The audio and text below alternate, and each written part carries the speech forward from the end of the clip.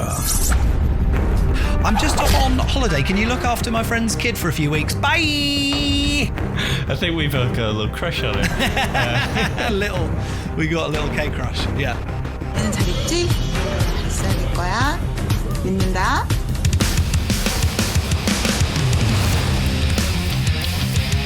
I am the most complete fighter in the world. Yippee-ki-yay, motherfucker. You can call it the art of fighting without fighting. Stick around. Some motherfuckers are always trying to ice skate uphill. Dodge this.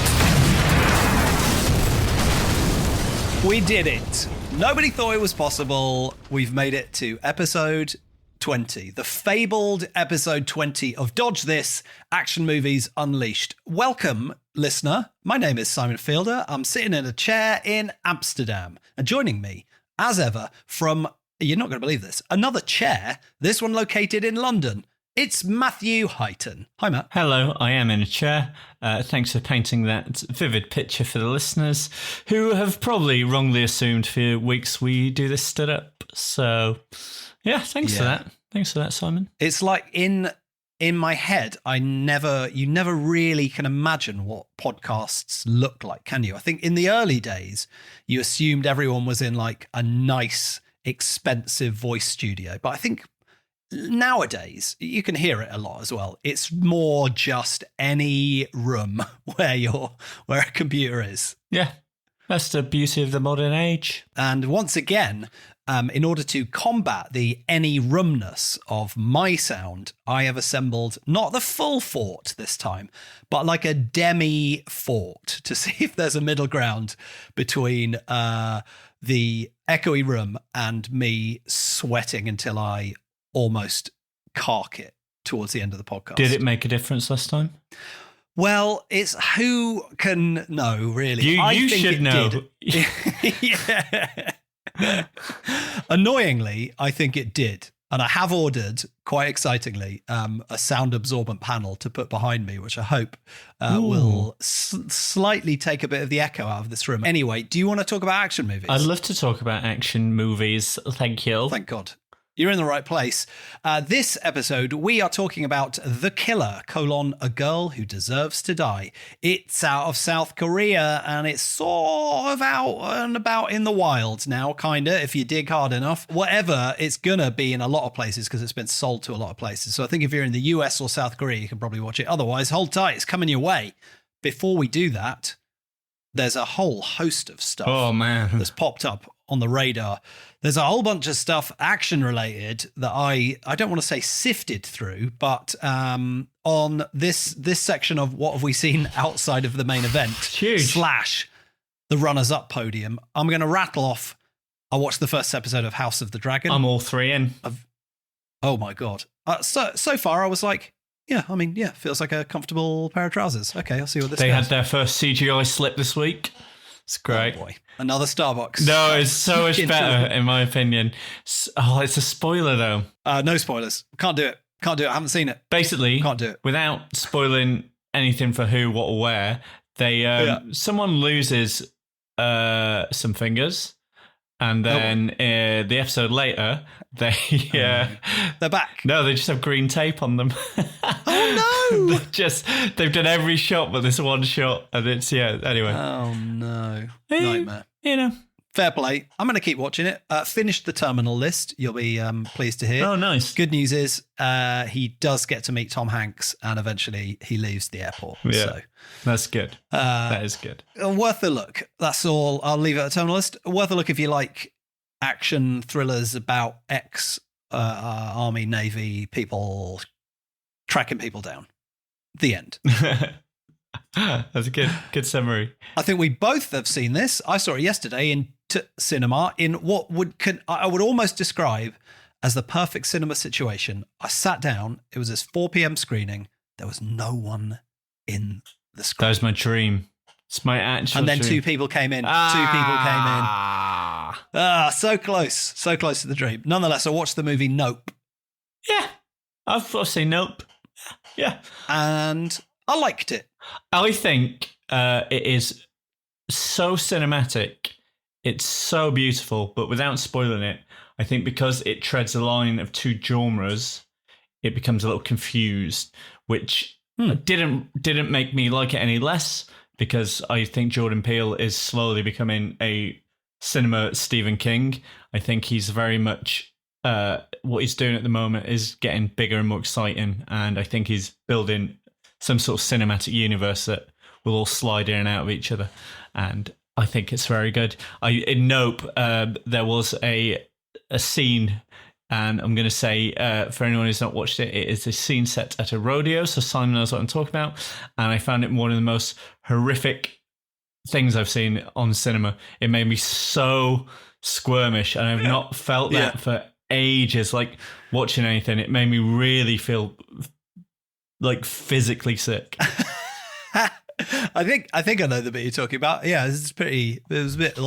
Yeah, I enjoyed it though. I think Jordan Peele's very much an auteur and is sort of carving out a niche, as one of the few people who seem to be able to get studio money to make original. It's him and Nolan, isn't it? It's him and Nolan. Yeah. Yeah. I liked it. I think, I don't think it was necessarily the masterpiece, perhaps, that some people are hailing it as, but I think it's a very solid genre movie, albeit maybe, as you say, one that straddles two genres. But I think it ticked all the boxes, and I think it delivered in a very enjoyable way. And doubtless there is a lot of like underlying stuff in it that maybe I didn't get on first watch, like, just the sort of not hidden meanings, but like, what is this really saying? It seemed to be like, yes, I see this is definitely saying some stuff, and I haven't quite churned it all over yet. It's going to be one of those films I think people argue about for years about its meaning. Was the horse a replicant? Wasn't it? We don't know.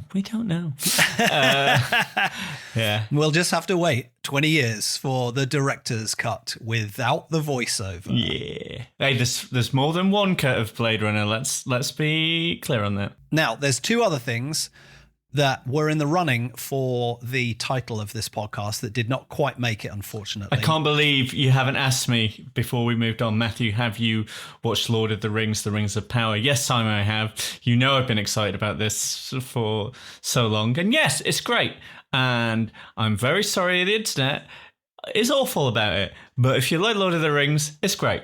Good action sequences I've seen you being active on the social medias about it, and I worried that if I brought it up, the podcast might be longer than the entire original trilogy. I haven't watched it because I'm on an Amazon Prime cleanse currently, which means that in order to justify in my brain getting HBO Max, I said, okay, I'm going to not have Amazon Prime for a while. However, since it's such an enormous talking point, I feel like maybe I should give it a look. Haven't seen any of the Hobbit movies because I feel like that doesn't interest me anymore, though. So where do I sit on this one? It's really divided, people. I bloody love it. Like I say, we won't go into it because I will talk in length about it.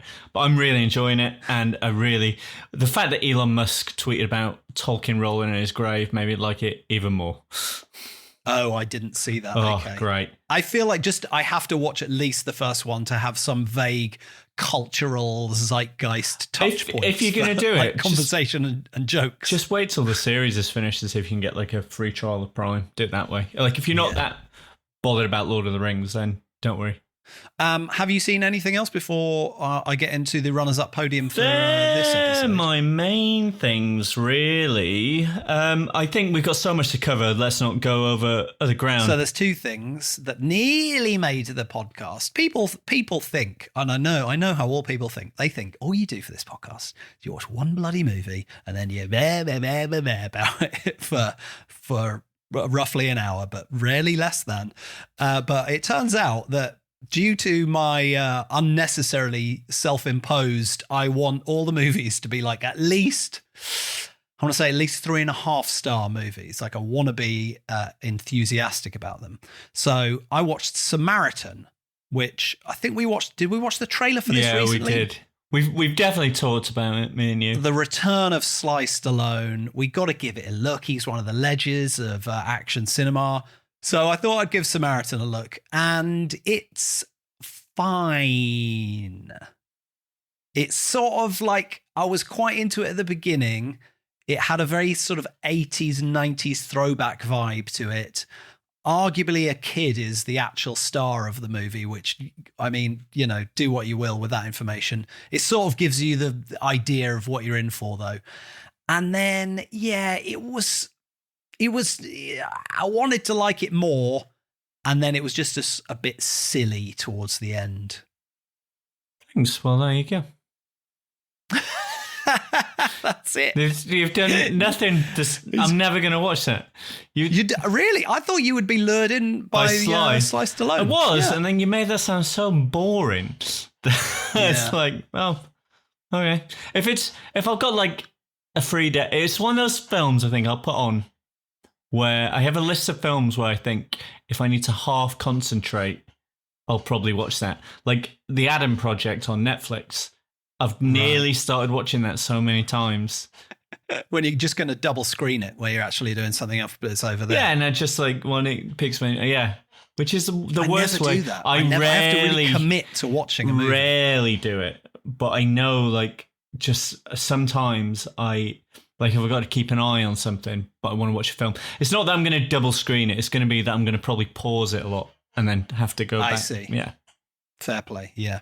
Okay, well, I feel like that brings us on perfectly to the one movie that we both watched, which I feel like we have to talk about. Yeah, we do. Maybe a tiny bit more than the previous things we've talked about, but I didn't really want to talk about it for like half an hour. But the movie in question, which I don't think it gets a whole episode because it's not a 3.5-star movie, but it's so relevant to like the action movie landscape, is a movie called Carter on Netflix, which I don't know where to start with this movie. It's I think possibly a new genre of cinema. I think it's I don't think it is a kind of, it's like a sort of Black Mirror version of the future of cinema in a way. It's shot in such a way. It's a South Korean movie about a guy who wakes up with no memory, and then there's a voice in his ear sort of feeding him the plot. It's half spy movie, half action movie, and then a third half, unexpectedly, a zombie movie. But it's shot in, and these are not my words, but it has been described as "fuck you" cinema. It's like that's a really good. Everything you know about cinema. If you think cinema is continuity, if you think cinema is like shots framed properly, if you think it's like seamless editing, fuck you. Hey, it's none of those things. The editing in this is incredible. The editing in this is, in a way, yes. And the way I felt watching this, it was like watching Time Crisis game. It was you can't describe it without saying it looks like watching someone play a video game. It's completely that. But I think they clearly wanted to do this sort of weird one shot that felt like it was filmed on a drone.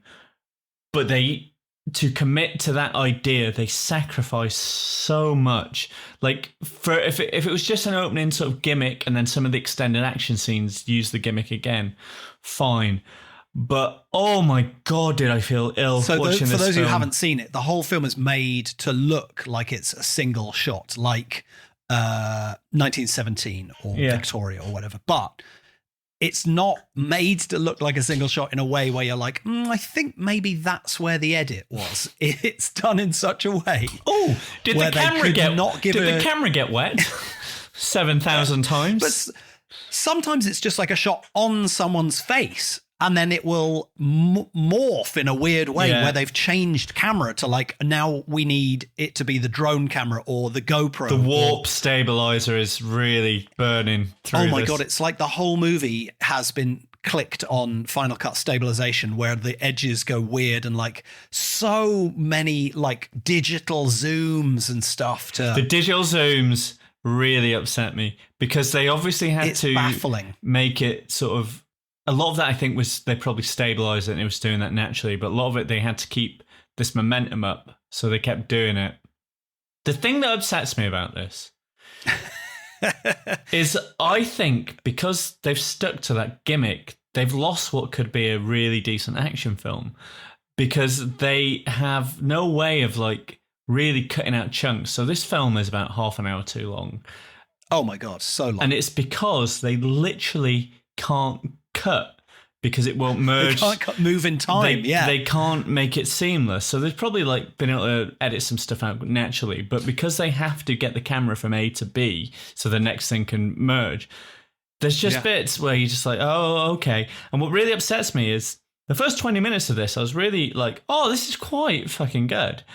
And then what I realised is they've done some really good action and choreography, but they can't show it off because they've got this style.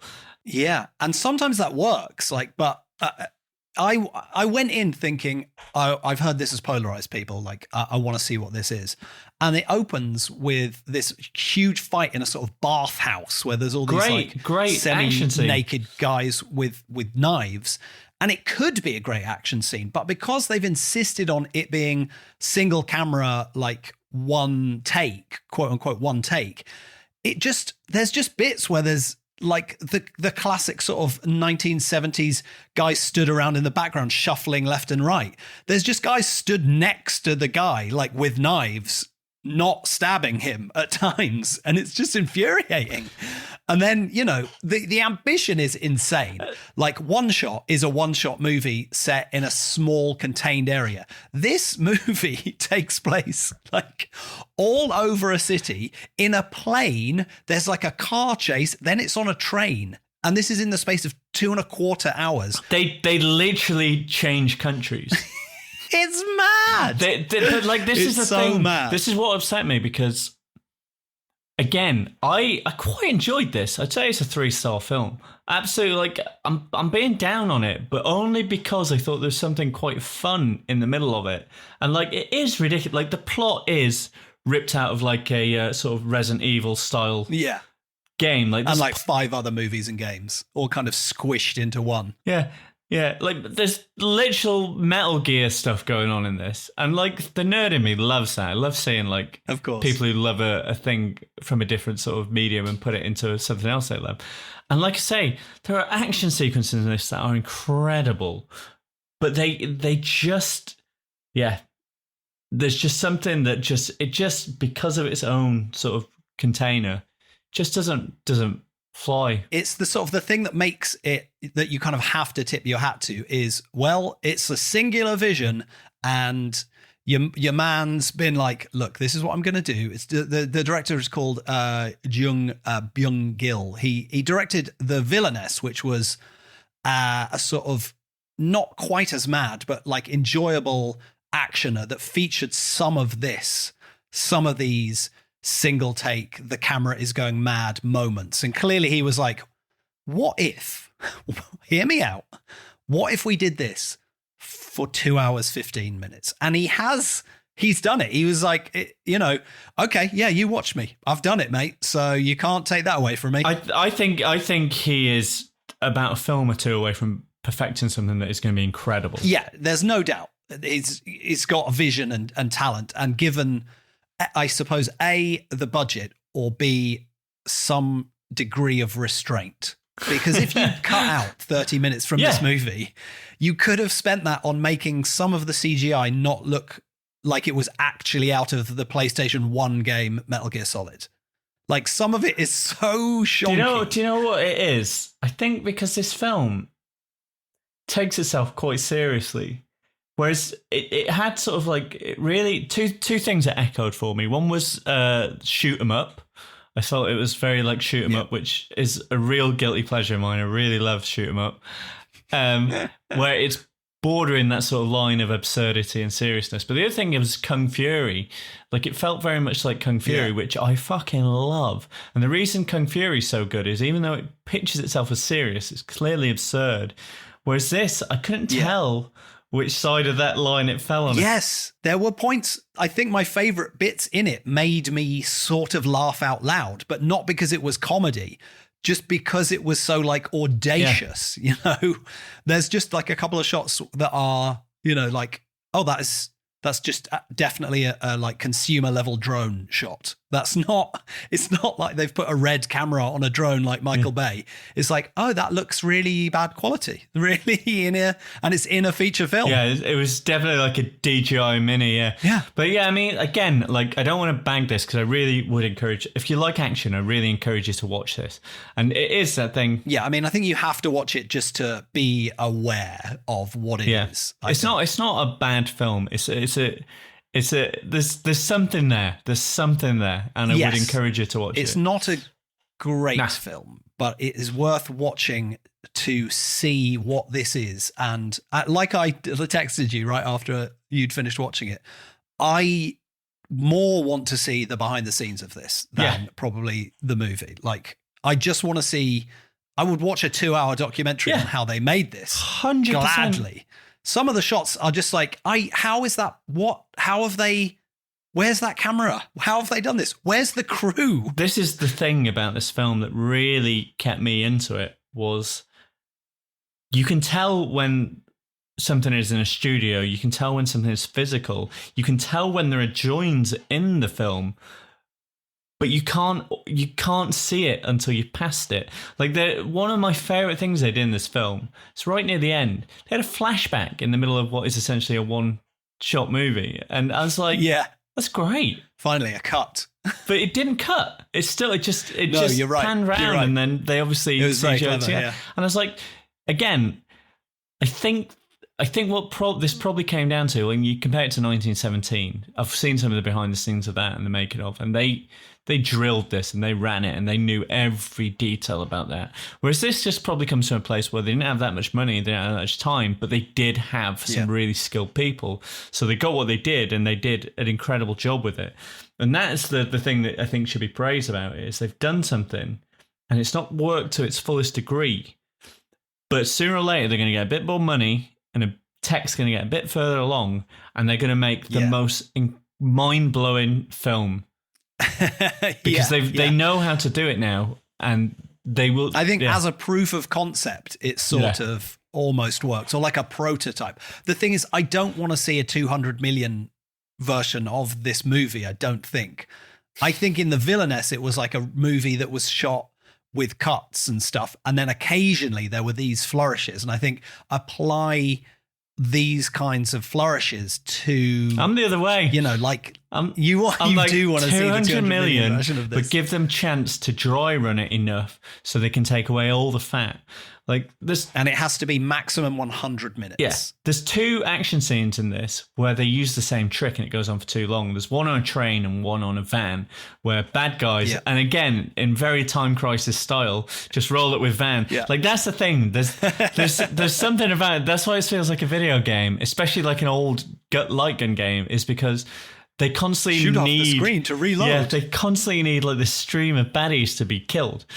And then I described it as a laser disc. Yeah. It's like Mad Dog McCree or something. It's exactly the same train of thought. But they had like in the van, I really liked the gimmick of it. It was he was in a van, 2 other vans pull up, and then the action takes place in 3 vans, and it constantly goes from one side to the other. It's a great idea. Yeah. And it's great. But then they did it again on a train for ages. So long. Yeah. Such a long scene. And by then, clearly, like the budget wasn't quite there, and they were like, you know what this needs? About 3 or 4 helicopters. How many can we afford? Not even really one, to be honest. Yeah. Can we? Well, there's a great. Can we CG in all the helicopters? If I had an action replay of this film, there's a great bit in that helicopter scene where, because they're lightweight helicopters, they use his weight and momentum to turn it. But the physics feel like in a film where the physics are so shonky at times. Like I don't think helicopters can go upside down. I don't think they can, but it felt great. It felt great. And this is in Venice. There is also a skydiving scene in this that is. I don't want to say it's better than the one in The Grey Man, which cost like $200 million to make or whatever, but it was. I mean, and again, it was unapologetically stitched together between real skydiving, probably people on wires in a green screen, but like that was kind of felt exciting and great. Different and weird, and like they really lent into it, and I didn't mind it as much there for some reason. I think it's what Point Break wanted to be. That's what it was. yeah. That's all this has been leading up to. I think that's all we need to say about the killer. Not the killer. Sorry, Carter. Watch it if you've got like a couple of hours and you like the genre, which I'll assume because you're listening.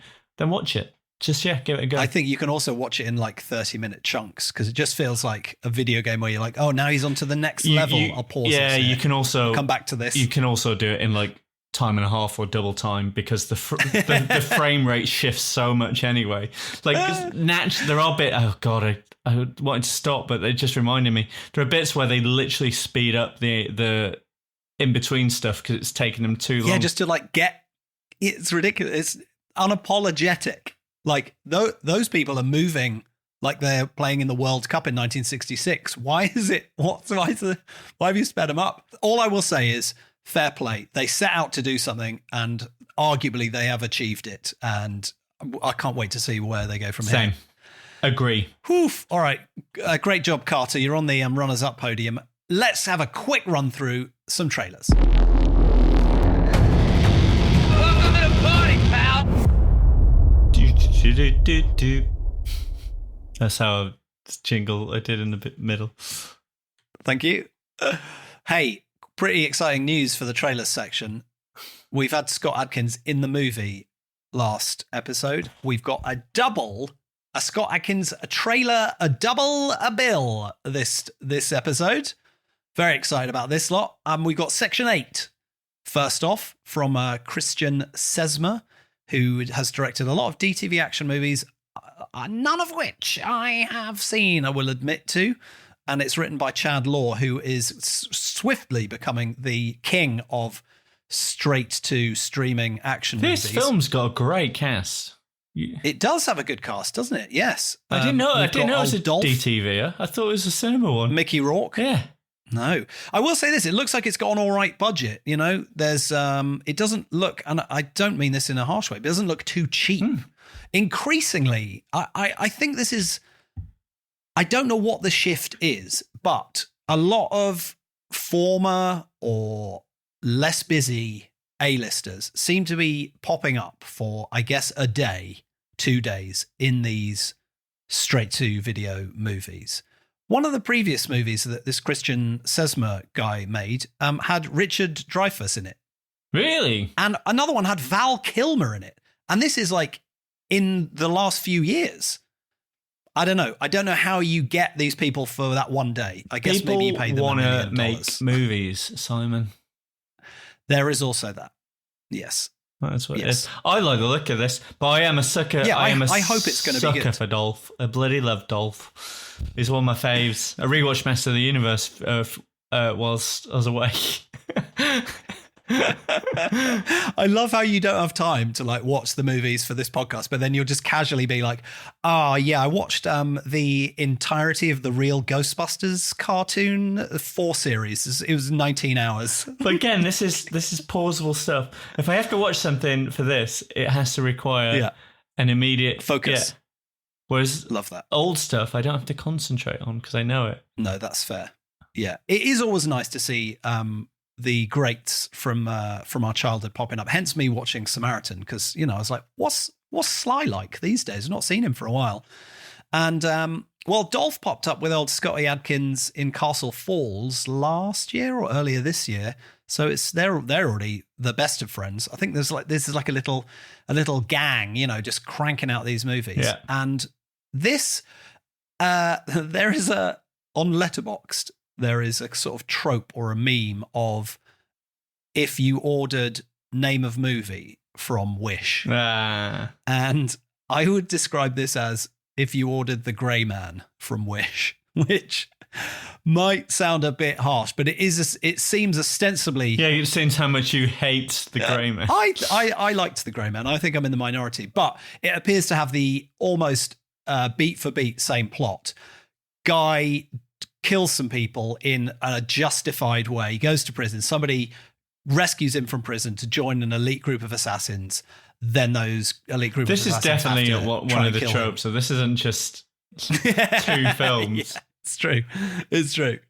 Yeah. But it does look all right. You know, it looks like it. I think this 100% hangs on how well the action is shot. Yeah. And having not seen anything else that this director has done, I guess I'll watch it and we'll find out.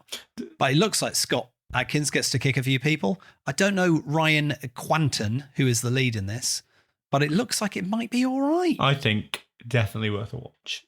It's going to be. Yeah, I'm going to give it a look. I would say, if nothing else, it's going to appear on the runners-up podium on a future episode, even if it doesn't get a whole episode to itself. All right, let's move on. We got a quick one next, Echo 8. I've no idea where I saw this or how it popped up, but it's a sort of very indie production coming out of Australia from Maria Tran, who is... I can't tell if this is a serious film. In what sense? It felt... So you said it was an indie production. I thought it might be like a parody. Very indie. Because it even has the trailer guy voice. It feels like a VHS film, and I couldn't tell. But the action looks so slick in the trailer. I was like, okay, so it's serious in that way. But is this like... Yeah, like, I think it's so indie that it's like very low budget, and they probably went on Fiverr to get the guy to do the voiceover for the trailer. And fair play to them for that. Yeah. But you're right, it is a little bit too on the nose. This is a movie about a girl doing a thing. And we're like, oh, we're still doing that. I didn't know. I love it. It made me that. really nostalgic. Sorry, I interrupted you when you were talking about Maria Tran, just because like, I think I've completely misread this film. Yeah, but so anyway, Maria Tran did what? Maria Tran is an actress and martial artist who is based, I think, in Australia. She's Vietnamese. She's made a bunch of other sort of low-budget stuff, appeared in a few bits and pieces, and this is, I guess, her... I don't want to call it a passion project for everyone, but she's the sort of driving force behind this, I think. So I'm very behind indie-produced action movies. I'm behind because I think it's indie movies. It's such a good thing. Indie movies are hard. Making a movie is hard enough, but a movie where two people talk is so much easier to make than a movie where people chase each other, kick each other, do flips, have a car chase. I don't know if there's I think this is, but you know what I mean. Like, this is going to be one of those films ambitious, where they don't have the budget, but they have the talent. Just off that a minute, they're showcasing some really slick fights already. So I think if nothing else, this is going to be some real amazing choreography. So yeah, hope so. That's what you want, isn't it? If this is your look, we've got a little bit of money. Let's put this film together. We're going to make everyone look good in this. Fingers crossed. Let's see. That leads us on very neatly to the second Scott Adkins trailer. Finally, this is there's quite a big fanfare for this. Maybe not for you, but for me certainly. Because Accident Man was a movie that old Adkins put out a few years back, and that was his passion project. It's based on a graphic novel, and this is the sequel to that. That's why it's like this. It's based on a graphic novel. This trailer a fucking is clown assassin. Bananas. Yes. It's like Guy Ritchie and Tarantino got together. Which is kind of what Bullet Train was. It is a little bit. But I loved this trailer. I think it looks so fun. And well done. You got on this straight away. This hasn't even been up 24 hours at the time of talking. No, it slid in just before we recorded the pod. So I was very excited that we could have a look at it. The first one, I think, had big ideas, but didn't quite deliver. It had some nice martial arts in it, but as I said, it's a graphic novel and it has a very arch tone, and I don't really think like that comedy side of it worked in the first movie. It has of course got Ray Stevenson in it, who now we all know from RRR, from Do You Know the Value of the Bullet in Your Gun?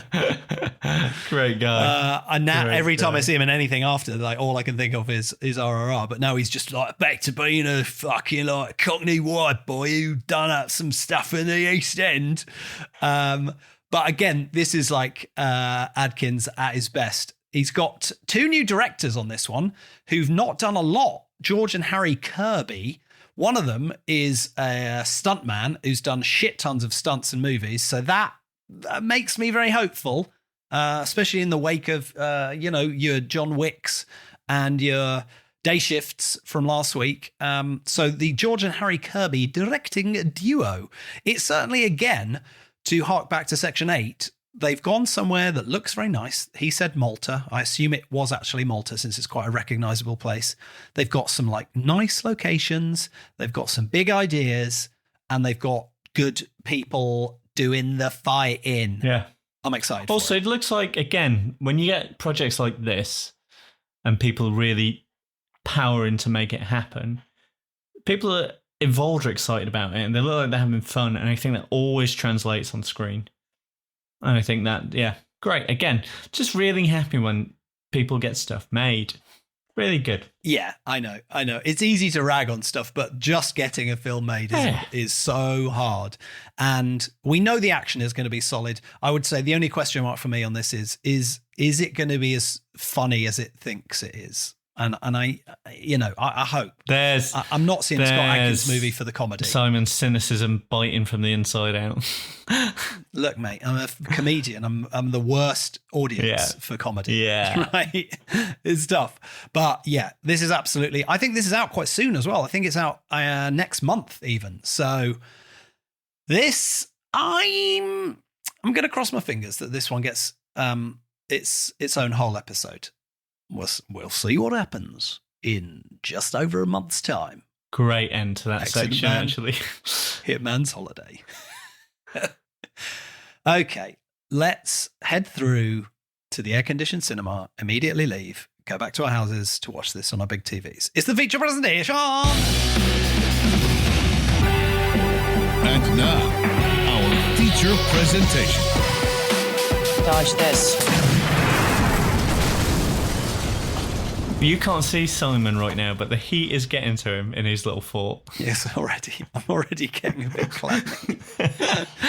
It's rained in the last couple of days and the temperature's come down, but every time I record the podcast, the window's closed, the door is closed, the curtain is closed, and the temperature just starts manageable. And we always go in with the intent of doing it quick and snappy, and we just keep ourselves in these ovens. Anyway, I don't know if you listen to a lot of podcasts, but some people have got no concept of how much time people have got to listen to. But I've got 3 hours to listen to your podcast, mate. We've all got things to do. Let's get this in a snappy 20 minutes, because I think this film is a lean film, and I think we can do a lean dissection of it. I think we can do it justice in 20 minutes. I think if we get this podcast in under an hour, then there's absolutely they spent the next 20 minutes talking about getting the podcast in. 20 minutes later. Okay, let's talk about the film. So the movie is The Killer, a girl who deserves to die. It is a South Korean actioner. I would say it is an undeniable, straight-up action movie directed by Choi Jae-hoon, who directed The Swordsman most recently. Annoyingly, that is a movie that's been sat on my list of, you must watch this movie. And as I said earlier, in addition to watching 2 other movies that we haven't fully covered on the podcast, as soon as I was like, that dude directed The Swordsman. And it also had Jang Hyuk in it. I've got to watch The Swordsman. I didn't have time to get The Swordsman in, I'm afraid. I want to watch The Swordsman. But I've heard it is very good, and it's directed by this guy and also stars the main guy in this. So if that isn't enough recommendation, along with a lot of good reviews, then I think, I don't know what is. This movie, on the other hand, is not a period piece. It is a very modern actioner about it's probably one of the 5 tropes, isn't it, Matt? Yeah, it definitely is. But is it, actually? Do you know what? This is becoming a very seen thing now. This is someone takes the start point of John Wick. Like, they take the essence of John Wick and then they go, and now my spin on it. Yeah, but John Wick didn't invent Hitman Comes Out of Retirement, did it, in fairness? No. We've got Taken. We've got the Korean classic, The Man from Nowhere. There's definitely it's a man with a unique set of skills that gets put in a situation where he doesn't want to have to use them, but due to some He wanted to use them in this film. He does not in this case, give a fuck. His girlfriend, within the first 5 minutes of the movie, just goes, "I'm just off on holiday. Can you look after my friend's kid for a few weeks? Bye." Well, this is the thing. And that's it. It doesn't waste any time. We've got to say this at the top. Oh, I've got to rewatch this film because we had a version where the early subtitling, and I think the context of a lot of stuff was way out of whack. So I thought for ages... think some of the... Sorry, I didn't mean to interrupt. It's all good. I do think some of the nuance of this was lost.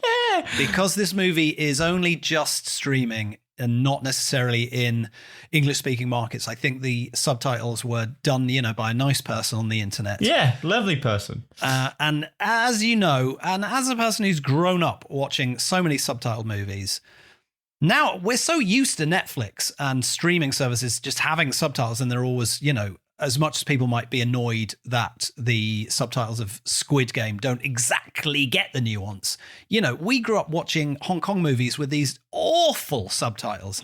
Yeah, and once in a while, I want to jump on a movie like this one that hasn't had a Western release yet. And so the subtitles I would call them fan subs or whatever it is. And they are far from perfect. We get the gist of most things. We get the plot. But there's just some things where you're like, I'm not sure what that is actually meant to mean or who this is the thing. There's also the whole cultural thing. Yeah. So like for the first half of this film, I thought the main guy and the main girl who's a teenage, this daughter, I thought he was actually her uncle. Because she calls him uncle throughout. Yes. She calls him uncle. That is culture, and I was for like, sure. Yeah, I mean, it is. It's very much is. And it's only, I say half, so it's only when they did it to someone else and called someone else uncle, I was like, oh, I know this from Indian films. This is just a cultural thing. Yeah. But for ages, I didn't know their relationship and stuff. And I was like, this is really weird. In fairness, I grew up with an Auntie Lynn who was not my auntie. She's just a friend of my mum's. We've all got an Auntie Lynn. That is absolutely fine. Yes, but we all have our Auntie Lynn in a way. When this plot unfolds and you realise why he's looking after this teenager, and it is a spoiler, so I'm not going to go into it. Yeah. The whole context is completely different. Yeah. And it's just, so there's a lot that, like, I really want to rewatch it to see if there is, say, some nuance I missed and stuff. But the great thing about this film is it shows, it doesn't tell. It is very much like rests on his laurels of this is a guy who has been given this task by his wife, who he loves, who, and this isn't a spoiler, but I was definitely confused by this, may or may not be dead. Yeah, that was confusing, wasn't it? There's a flashback. I think even without nuance, that is confusing. I wasn't 100% sure. She is the girl in the flashback, but then in the flashback, it seems like she has died. So I was a little bit lost with that. Is she the girl who was meant to die? Well, this is based on a webcomic, so perhaps people who have watched or read the webcomic know the actual intricacies. I think the webcomic was called A Kid Who Deserves to Die. So again, it could be the girl he looks after. It could be the girl in the flashback. I felt she like deserves to die, the girl definitely. who he looks after was very annoying and probably does deserve to die, but he loves his wife so much. He's like, oh, I guess I should not let her die while you're on holiday. She is your friend's kid. But I thought she was so annoying that she's a real dick. It's that. He's like, oh, for fuck's sake, I've got to kill a whole warehouse full of people for this stupid bratty teenager. Well, that is essentially the gist of the plot is his wife leaves him this teenager to look after, who she calls a baby for ages, and then it's a 17-year-old girl, which I think is a dodgy move to start with. Could have been the subtitles. But anyway, he looks after this kid. This kid isn't a bad kid, but she's definitely in with a bad crowd, and the bad crowd is using her, and turns out to be a sort of subset of a bigger, badder crowd, who in turn turn out to be a subset to be the worst crowd. It escalates very quickly. But this is where it's merit. There's no fat on this film. No. This film is great, even to the point where it could have easily ended at 60 minutes and like felt quite neat with just one scene. Yeah. So they don't prolong anything. They just get through it and let it unfold naturally. No, coming off the back of Carter, this was a breath of fresh air. I was like, but this was 1 hour 40. Thank God. Okay, let's it's get not into even it. that. It's 1 hour. It's 1:35, and is it? And it comes in at 1:29 if you take out the credits. What? Yeah, Goodness it's a perfect length of a film. I mean, it opens with an action, a truncated action scene, a sort of flash forward. Then it's like bang, plot. That's about 3 minutes. His girlfriend is like, going on holiday. Look after this girl. Oh, really? Yeah, bye. That's it. And then there's a girl. Then suddenly she's gone from annoying schoolgirl to is involved in a sex trafficking ring. Oh my goodness, this has escalated so fast. Suddenly there's one, like the first time he gets in a bit of a scuffle, he just kind of just beats everyone up a bit. And then it goes from like 0 to 60, where from that is great. He annoys somebody, that somebody does a bad thing, and then he's like, all right, well, I guess I've got to kill everyone in South Korea now. Here we go. Yeah, it's great. It's great. It's what I loved about this is the mid-level band, I'll call them, when it's beyond the first gang and it goes up a level. Yeah, who are bad people, but so used to being bad people and being intimidating, they come across this guy who doesn't give a fuck, and it's generally my favorite thing in this film is watching them fuck over the wrong person who has no sort of moral objections with what he does. Right. And he's actually a bit horrible, isn't he? He's like, he is the lead character, but he does torture people in this film in quite an unpleasant way. Yeah, but it gets the results. But that's the thing, like he puts the numbers up at the end of the day, you know, he closes cases, so can't argue with his methods. His methods are great. Like what I really enjoyed for this film, and everyone plays it really well, and there's certain layers, and I don't want to give away because there's quite a good twist in this film regarding a character who's brought in early and where they go.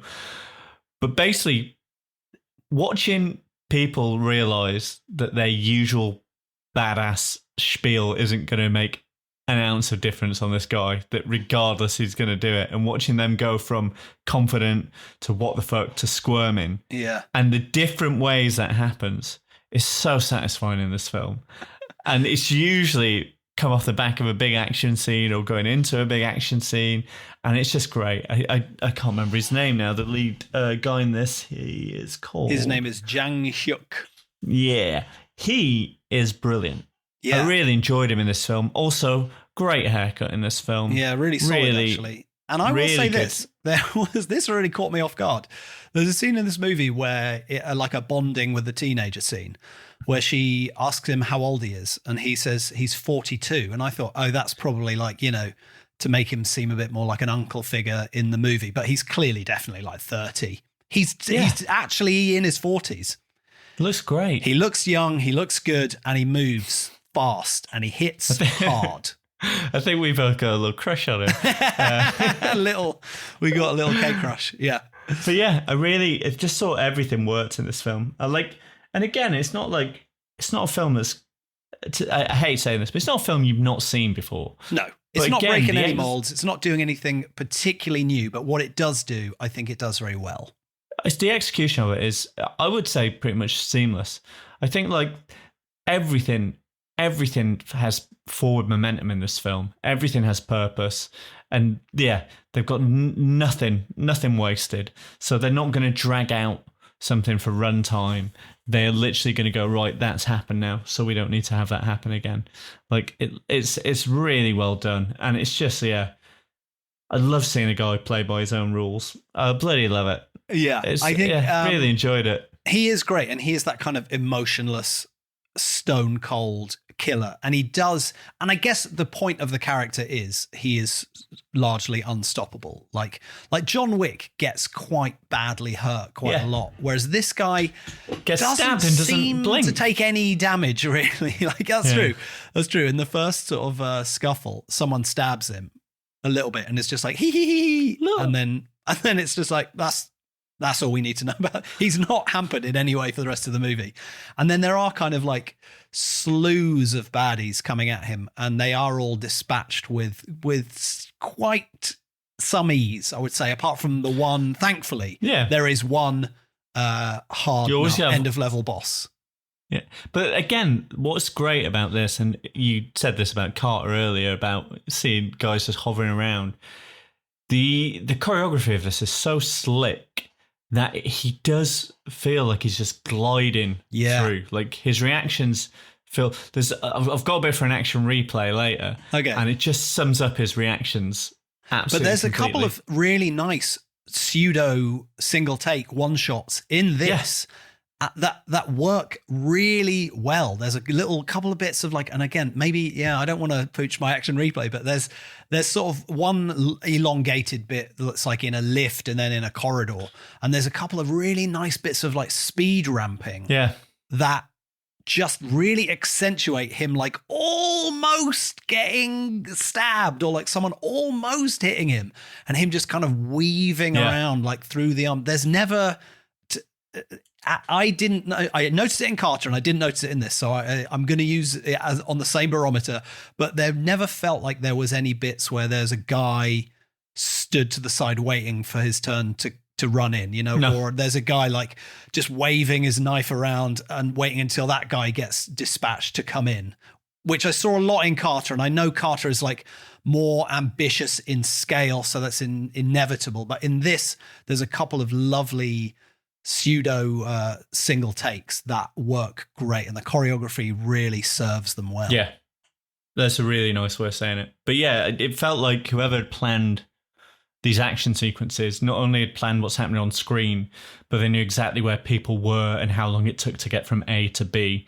Yeah, that's a hat tip to the stunt people, really, isn't it? That's like great timing. I feel like they hadn't gone, how many guys can we get for this? It felt like they'd written down every incidental character who was going to come at this guy and then gone, we need this amount of people. Even to the point where you talk about that lift sequence, and this isn't a spoiler because you see it in the first scene. Like, that's this right, is what flash forwards to. But 3 guys run away, and it's not just they run away and it's a comic moment of them going, oh shit, this guy. Like, he literally, you feel the time between the lift and where they go next. He has figured out what to do next. Like, it is, they know every sort of footstep in this film. And I think that is where this film really flies. And that's where its action sequences really fly. Because this isn't an action scene that is designed to go, this is a guy who's good at fighting, and then suddenly we have this cool moment where he does something cool. Every punch in this is with purpose. Like, there's nothing they've done. It's not like Day Shift where they've put in loads of cool, like, oh my God, that's an incredible takedown. There is a bit where he's drinking a coffee and shooting people, which I felt like was a little cool for cool's sake. But it's a reference to another movie that I don't quite remember, because I read a couple of things about this sort of tipping its hat to Man from Nowhere, a very famous Korean actioner. And in fact, I think they say it somewhere in the movie, but again, I don't think they did in our subtitles. So I think the coffee might be a reference to something that I didn't quite twig. But there's a difference between him shooting, holding a coffee, and the way he fights. Like, there's nothing in the way he fights where it's like really flamboyant. It's like this guy is trained to just get the job done. There's not a point where they go, and what would be cool in this area is if this guy does this, and this, and then he does it. It's literally like, I deal with this and it's done. Yeah. Like, he is efficient. He is like the epitome of an efficient assassin, where he has a sort of singular motive. It's get to the next level of the game. If it was Carter, it's get to the next level. But in this, it's just like, I need this piece of information, and I just have to go here and get this, and then I go here and I get this. And at each point, there's a set of circumstances that mean I probably have to kill 10 to 20 people in this location. It's great. It's great. And quite early on, you get introduced to the chief baddie. As you say, a lot of this movie is show, don't tell. At no point does anyone go, it's been a while since you retired from the profession of killing people for money. I think, or maybe like an hour in, someone kind of is like, you are a professional. I didn't think you want to do this anymore. But the whole beginning part, there's no allusion to him being a retired hitman or anything, apart from the sort of slightly confusing flashback, which again, I think maybe the subtitles have let us down. This is why I want to rewatch it. I know we've missed something, which is completely no one's fault but ours for not speaking Korean. Korean, yeah. It's South Korea film, isn't it? Yeah. When it's released in the US or in the UK or somewhere, where it can have I think it's been released there because there's on the it had IMDb, a cinema release in the US at the same time as Korea, and it's done a few of the festivals, so that's why it kind of cropped up on my radar. And apparently, it's been sold to around 50 territories, so it will doubtless pop back onto our radars. At some point. Then we can give it a rewatch. And it is one of those films as well. It's the perfect genre. It's 90 minutes. You're in and out. And again, you're not hanging around in the middle whilst they figure out what to do with the characters. It's like boom, boom, boom, boom, and 90 minutes is gone. It's great. I was about to mention the dude who is the end of level boss, because we didn't quite touch on him. I was saying there's a lot of show don't tell, and the guy who plays him, Bruce Kahn, is in a movie called Revenger, which is also on my list of things to watch. But I couldn't watch 2 movies to do the background for this movie. Sorry. But do you know how many things you've already watched you could watch, Simon, in that time? I know, it's so difficult. I could have not watched Carter and Samaritan and instead watched The Swordsman and Revenger. 2 movies that have been on my list for a long, long time. So Bruce Kahn is the baddie who I think he's ostensibly Russian, Korean. Yeah. But he just kind of appears, doesn't say anything. He's got a gun that shoots like darts. He's got like a weird dart gun. You've got to love an end of level boss with a weird weapon. He does that, has a little scuffle. You're like, okay, this guy might be a bit tasty. He hasn't been immediately murdered by the lead guy. And then he kind of crops up a couple times, and then he does get a very solid fight at the end, with a very solid death as well. Yes. There's a bit in their fight at the end that is so equilibrium that I couldn't imagine you not thinking about that as it happens. It's gun Carter. They're fighting and shooting their guns at the same time. Yeah, but in a good way. He hates it. He hates equilibrium. I can't ever go back and rewatch it in case it is actually dreadful. But yeah, so Bruce Kahn is the baddie in this. He doesn't say a lot, but he talks with his feet and legs. And also, shout out to the over 40s. Bruce Kahn is also in his 50s and moves like an absolute boss. Fair play to the kid. Good.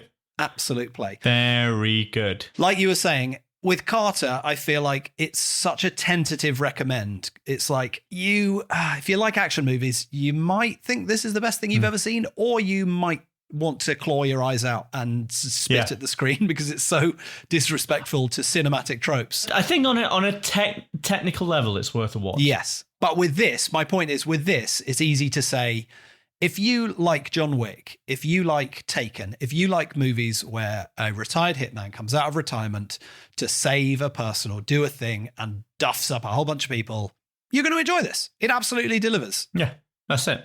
Just enjoy it. Bloody enjoy it. Just get out there and enjoy it. So it's a real easy one this week. That's the new sign-off. That's the new sign-off of the podcast. You listen to this podcast for a reason. And this one, I just think it ticks those boxes. I don't think it's going to change your life in any way. 100%. No.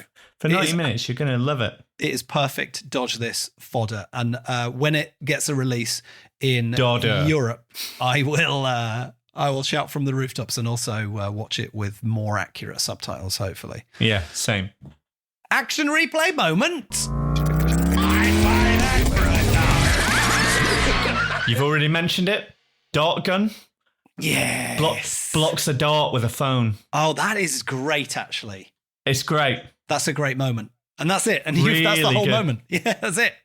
That's it. But it's so, again, It's just him going from being really slick all the time to being that extra bit slick, but a bit like, it's just great. It's just a really good way of visually portraying how good this guy is. Yeah, I really enjoyed it.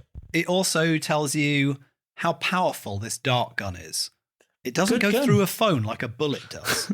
So we're not sure why this guy's got If this film was made 20 years ago, that wouldn't have even scratched a phone. That's true. It's not going through a Nokia 3210, mate. Don't worry about it. Yeah, that is a great moment, actually. And my action replay, I think I'm torn twixt the long take hallway bit, which is very tasty. Very good. And the equilibrium homage at the end, just because I don't want to keep bringing it up. It is good. It is good. Yeah.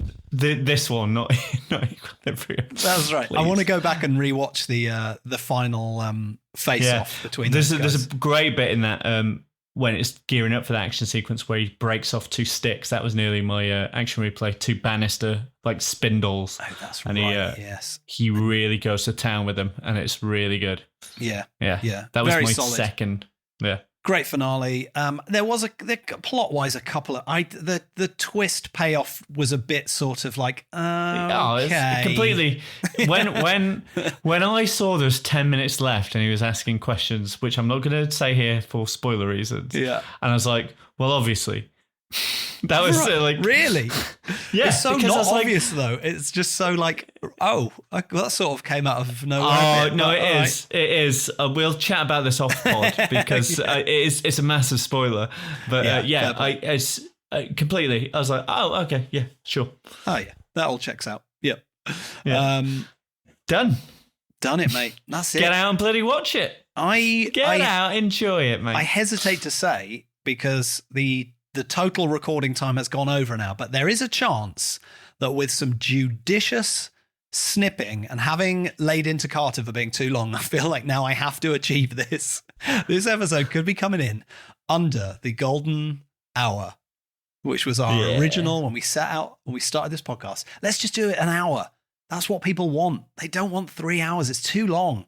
And then they go on and on and on like I am now.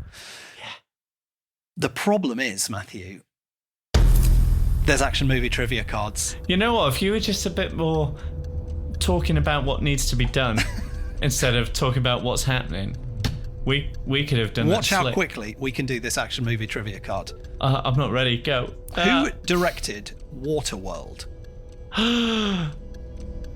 Oh, fuck.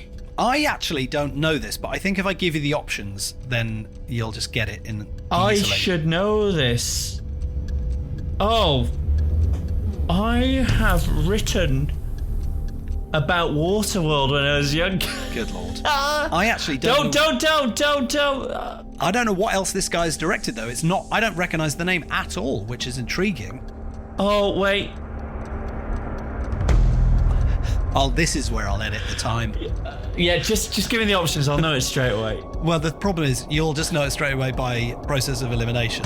It's no. I'll give you the 4 options, but Kevin Reynolds. He's got it. He did get it. What the? Where did he get it from? Kevin Reynolds wrote an essay about it because it's the most expensive film at the time. My word, where did you pull that from? That essay, clearly. Who's Kevin Reynolds and what's he been up to recently? I can't remember. I just remember writing director Kevin Reynolds. Oh my goodness, we can't leave that just hanging out there.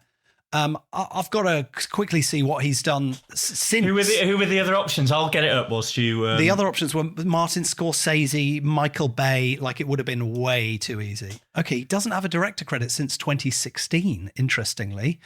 And post-Waterworld... I was about to say that's not that long ago, but... Post-Waterworld... Yeah, he did. Oh, yeah, of course, he did Robin Hood, Prince of Thieves. That's why he worked with... Costner. Kevin Costner again. That's why I know him. It's all coming back now. 187, Count of Monte Cristo, Tristan and Isolde, never know how to pronounce that. Real Talent, don't know any of the movies post-Waterworld. Oof. So I have a real soft spot for Waterworld. Do you know what? I've never seen it. It isn't... as bad as everyone says. Yeah, we can't. No way this is coming in under an hour now, is it? Yeah, no, we can't. But I would happily sit and chat to you about. All right, What I'm going to Google what happened to director Kevin Reynolds, because this is an intriguing story. Don't leave this on a down note. And the listener will have to do that Googling themselves, or fingers crossed, I can link to something when we tweet this episode. That brings us to the end of episode 20. It feels like a milestone in a way. 20 episodes. Big time. High five through the screen there, Matthew. You can find Matthew on all the social medias: Twitter, Instagram, LinkedIn, Facebook, MySpace, Habbo Hotel. Under an hour, Simon. Under an hour, Simon. Okay. At Matt Heighton, you'll find him. Links are in the show notes. Obviously, if you want to watch all the trailers, they're in the show notes too. If you want to give us a little review on your favourite platform, that would be much appreciated. I'm also on all the socials. We will see you in a couple of weeks' time. I feel like the new sign-off has to be just get out there and enjoy it. Yeah, mate, just get out there and enjoy it. Just get out there and enjoy it. Have a good time. Goodbye. Bye.